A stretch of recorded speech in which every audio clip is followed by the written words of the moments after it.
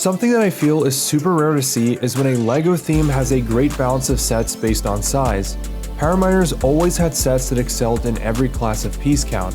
To me, the best medium-sized Power Miner set has to be the Thunder Driller. It is one of the most iconic sets in all of Power Miners, and I'd say is the staple set that defines the entire theme. It's an icon that, to be honest, I feel represents the best work of LEGO in 2009. Meanwhile, I think the best large-sized Power Miner set has to be the Titanium Command Rig. While not as popular of a choice as the Thunder Driller, I still think it holds up as a great Power Miner set to this day. It is a bit smaller than I remembered it being though. Stay tuned for an entire video about the Titanium Command Rig, because come on, that actually has to happen. So while I've mostly talked about the bigger sets from these waves, for this video I actually wanted to cover the entry sets in the theme. I know that they're tiny and it may seem like there isn't a lot to say about them, but I think there's a lot of value in learning about why I think that these entry sets are so great and how important they were in getting fans interested in the theme. The Granite Grinder looks like a scrapped for parts forklift in a lime green coat. Everything about the aesthetic of Power Miners vehicles is just weaponized versions of real utility equipment. The Granite Grinder shares a similar name to a Rock Raiders vehicle that was more like a mech than anything else. When I was a kid, I remember picking this setup and mostly wanting it because of Glaciator. Glaciator has a super high distribution rate and appears in 3 sets, and I believe it's the most common rock monster. He appears in the Granite Grinder, Crystal Sweeper, and Titanium Command Rig. Duke is also included in this set, except in this variant he does not appear with the goggles or hairpiece. If I'm not wrong, Duke is also one of the more evenly distributed characters and appears in quite a lot of Power Miner sets. That's something I've always really liked about Power Miners. All the value isn't anchored into the figures being exclusive. Instead, they're all relatively affordable and appear throughout the theme. I can't really say the same for the rock monsters though, because some monsters like Sulfurix and Fearox appear in only one set at the medium price range.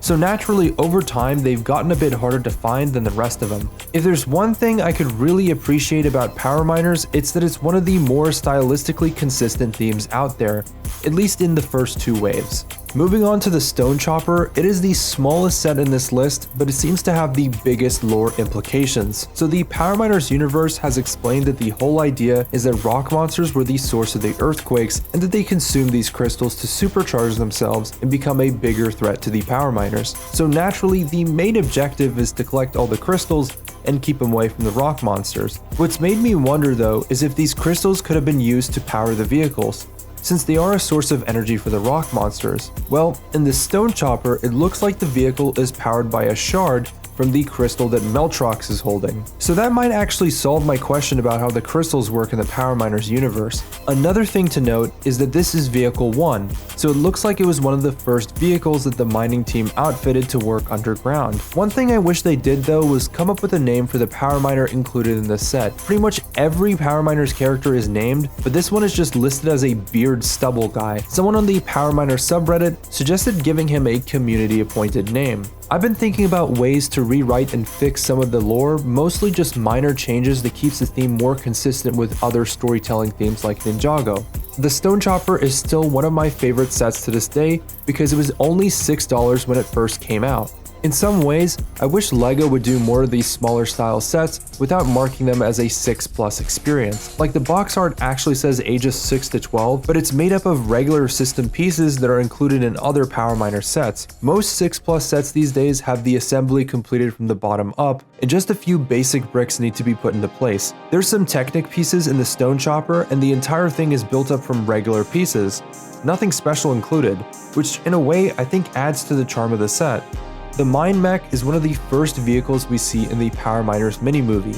It was known as the main vehicle that Brains would use to inspect the crystals. Brains is the scientist of the team and the only Power Miner to have a white torso and arms. Being the researcher of the team, it makes sense for his vehicle to not be super weaponized, but appear more like an exoskeleton to keep him safe against debris and other elements. Boulderax is exclusively featured in this set, being the only way to obtain him. Something that I found super weird while looking through all of the BrickSet reviews is that a lot of people mention that the mech seems to topple forward too often. Honestly, I've never really had this issue. I can pose it in a wide range of motion without it losing balance or anything.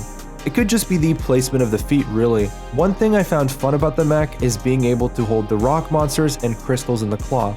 I could imagine that the Mine Mech could have been used as a passive form of containment without seriously injuring the rock monsters. I like the tool belt feature quite a bit. As you collect more of these sets, you'll end up with troves of pickaxes and dynamite, but it'll never be enough. So there you have it, that's vehicles 1, 2, and 3 for you.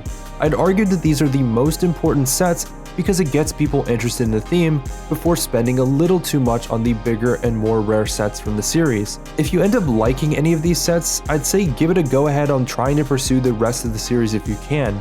You won't be disappointed because the first 3 vehicles give you a sample of what's to come in more substantial sets in the theme. If there's one thing that LEGO could learn from these sets, it's that I feel like they should try out this format again when it comes to getting people hooked onto a LEGO theme. It keeps a balance between being affordable but also maintaining this structure of bigger sets without using an overly large base plate to build vehicles off of. Because really, the end user of the set will be more limited in what they can build if the entire set relies too much on bigger pieces. Anyways, that's all I have for you guys today. I'll see you guys in the next video.